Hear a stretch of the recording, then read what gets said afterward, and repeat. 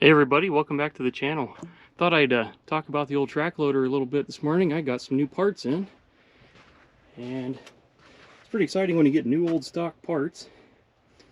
So we had a problem with the converter oil temp gauge. It was broken off at the on the tube up to the cooler where the temperature's taken. So I could send it off and have it rebuilt, but I actually found a new old stock one, brand new. So I'm going to use that, but I'm going to save the old one and have it sent off and rebuilt, so I'll have a spare if I ever need one.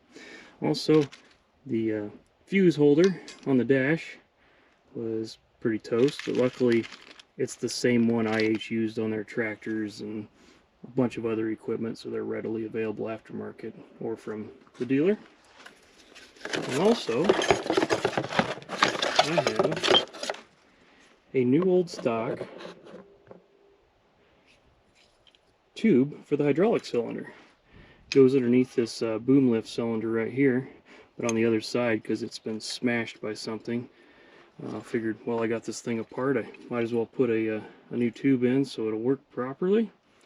We'll get this thing all painted up and looking nice and get it installed. So this right here is the damage to the other side. This one should go like that. And it's not all smashed like the one that's on there.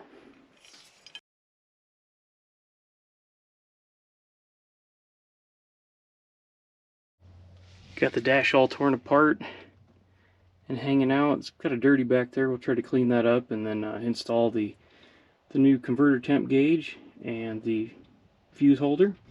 Also, a couple of the push buttons are pretty nasty. I might get new ones. I don't have them right now, but they're easy to get to from the bottom, so at least I'll be able to put it back together first.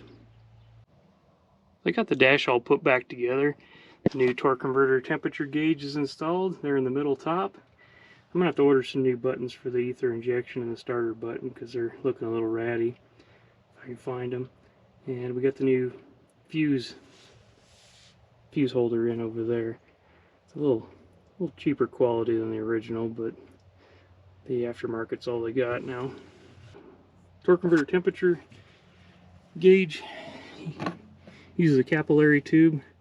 Comes down here. I got it routed the original way, and then if you can see it down in there, come around here. Back there, hooked into one of the cooler lines, is where the sensor bulb goes. So that's all done and installed, tightened down. This rear portion right here is where the hydraulic reservoir is for all the hydraulic functions for the loader and the rippers and so forth. It's got a sight glass here that's pretty nasty looking, but the drain plug is down here inside that hole. It makes it a little more difficult. This has some of the armor plating on it. It was kind of an optional package with the rollover protection and the canopy and these hard sides. So it's up in there. Got it drained about 8 gallons came out. Up here on top, take this little cover off and you'll see down in the tank, see the drain hole there, suction tube. Looks pretty clean in there actually. I'll probably push some of that sludge out the hole just to finish cleaning it out, but the filter system that came out of there, you see this is the top cover, the lid that goes on it. There's this metal piece that holds a suction filter inside of it and goes over that center standpipe. So we'll take that apart and get the filter out and changed. So I got the filter taken out. The one that came out is a Wix 51493, which actually has a metal outer casing, which is kind of nice.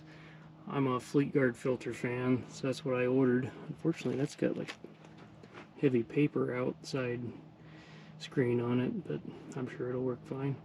We just need to take this strainer on here and clean it out.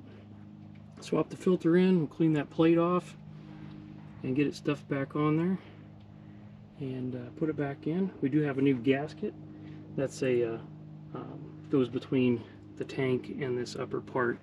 Gasket part number is 623012, C as in cat 1. And Got one of those from a Dresta dealer. They still had them in stock. Got the filter all swapped out, tightened down, lubrication on the O-ring, and we got a new gasket up on the tank that we'll put on this when we get up there.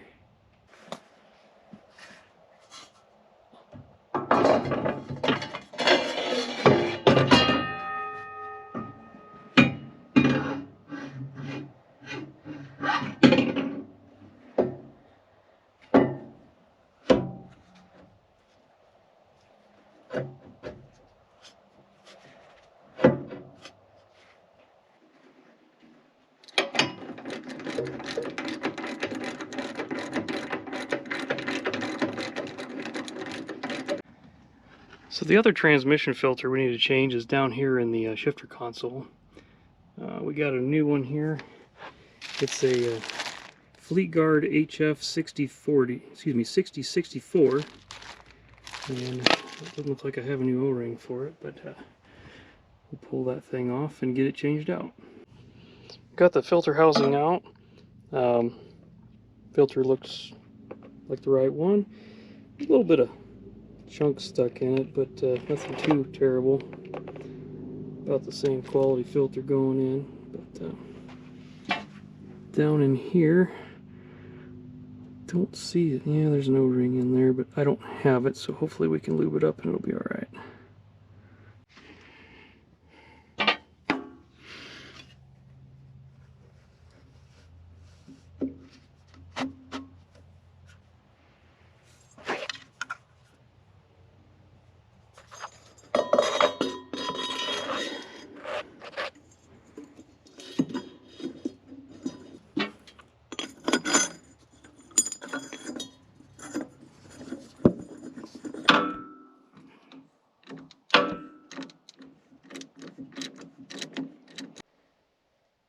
So we got the hydraulic tank filled up with Ultraction from Viscosity.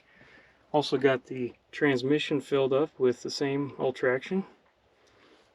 And got the air cleaner installed, at least the box. Took the old ones out. They were pretty gross. The original one was a Komatsu for the outer, and the inner one was a Donaldson. I got two new Fleetguards. The inner's an AF 1739. And the outer is an AF 1747K. We'll get those put in. And man, we're getting closer to starting this thing. I'm getting excited. And the new Fleetguard ones sure are a lot cleaner. The outer one's super nasty on the original. That's alright. All new filters and fluids in this thing. I think it's going to be a happy machine. Been hard at work on the track loader. Haven't got to film as much of it as I'd like to, but I got a lot of pictures as I went. And anyways, we got the engine back in, of course, the air cleaner, all the fuel lines, the oil pressure line, new one of those. Got everything hooked up under here, reattached the brake spring, replaced the gauge. I got the new converter temp gauge in there, a new old stock one. I'm going to send the old one off to have it redone, so I'll have a spare, or I could sell it if need be. We got all the radiator and the coolers all back in. They attach by these little round things here on the side, and I managed to get new old stock rubber bushings for them. Apparently these were the same exact rubbers that went all the way up to the TD25s for radiator mounting. Those are on there. I can't put the upper ones on until I can raise the boom, because they're back behind right in there. Let's see, we got the alternator on, got a new belt installed. I'll put the part number down below. Fuel filters are on, fuel system's bled. I put 10 gallons of diesel fuel in the tank, and I think we're almost ready for a start. I've even got a good battery in here, so stay tuned. We're going to give this a shot.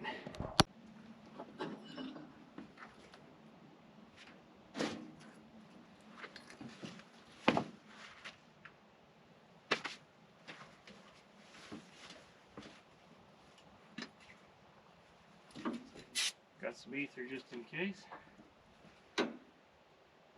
Alright.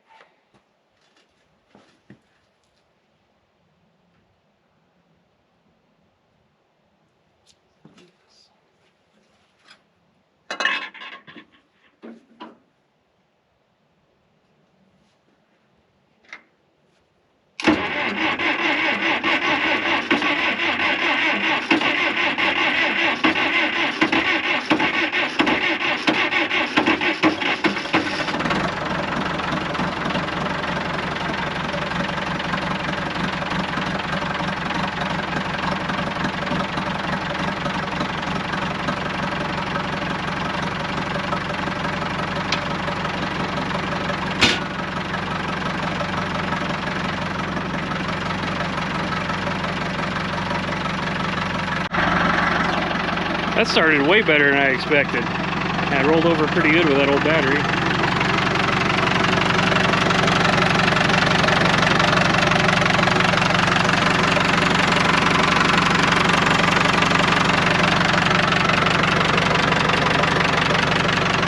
Sounds pretty good too. Uh-oh, we're gonna leak.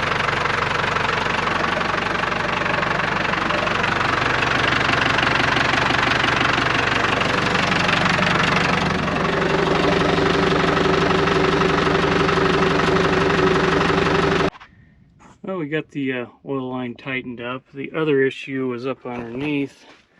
Let's go down and see what the leak was underneath. I'm not liking the looks of this.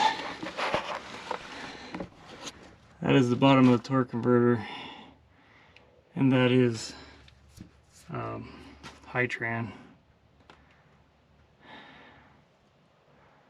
Oh, that's not good. Oh, that's not good. Does everything else look back there?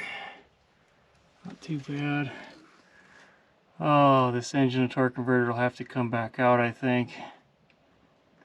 I guess I'll do more research into it. It sure is disheartening.